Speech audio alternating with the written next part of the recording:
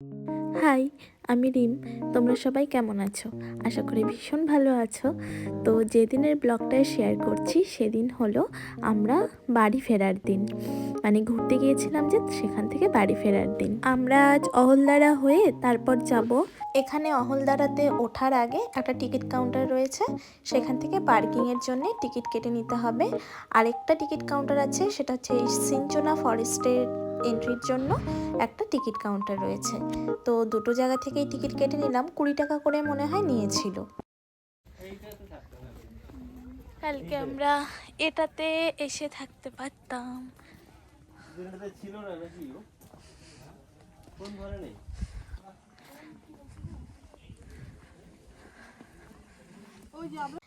কাল যখন চিমনিতে হোমস্টে পাইনি আমরা, তো এই হোমস্টেটার কথা মাথায় রেখেই আমরা আসছিলাম। কিন্তু তারপরে তো ওখানে হলদিরামে থেকে গেছি। কিন্তু এই হোমস্টেটাও ভীষণ সুন্দর। আমি অহলদারাতে এর আগে আরও দুবার এসেছি, কিন্তু তখন এই হোমস্টেগুলো হয়নি। তো এবার এসে দেখলাম যে এই নতুন হোমস্টেগুলো বেশ সুন্দর। এদিকেও এগুলো রুম। কেউ যদি এই ঘরগুলোতে এসে থাকতে চায় তাহলে তাদের জন্য এই যে হোমস্টের নাম্বার।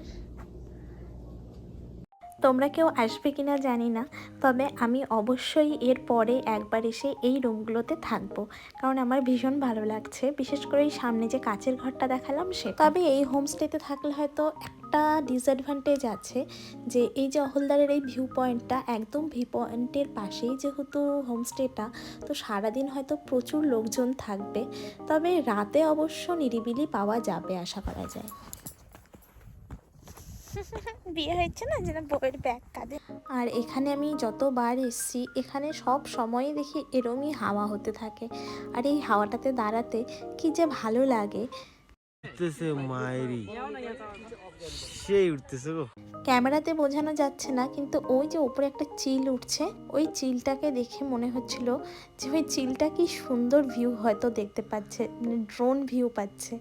আমরাও যদি উঠতে পারতাম, আমরাও হয়তো সেরমই দেখতে পেতাম। অহলদারের থেকে নেমে গিয়ে আমরা শিটং হয়ে বাড়ি আসছিলাম। আর শিটংয়ে ঢুকবো, কমলা লেবু দেখতে পাবো না তা তো হতেই পারে না। তার মধ্যে এটা কমলা লেবুর পিক সিজন, গাছে এত কমলা হয়েছিল। তো আমরা ঢুকিনি সেখানে, কিন্তু দূরের থেকে দেখতেই ভীষণ ভালো লাগছিল। আমি কি খাইছি, কোনটা ভালো আমি জানি। আরে বাবা টেস্ট করুন না, তাহলে ওইখান দিয়ে টেস্ট করাবো, যেইটা নেবে সেইটা দিয়ে টেস্ট করাবো। এইটা কি মনে হচ্ছে আপনার বাইরে? কমলা লেবুর বাগানে ঢুকিনি ঠিকই, তবে বাইরে যেখানে কমলাগুলো বিক্রি হচ্ছিল তো সেগুলো নিয়ে নিলাম। ওরা তো বলছিল যে ওই বাগানেরই কমলা, কিন্তু জানি না আদতে ওই বাগানের কিনা।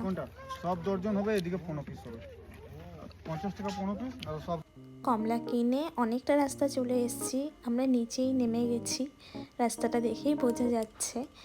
এখন আমরা যাব মালবাজারের দিকে, তো সেখানে আমাদের লাঞ্চ করতে হবে, সবার খিদে পেয়ে আছে।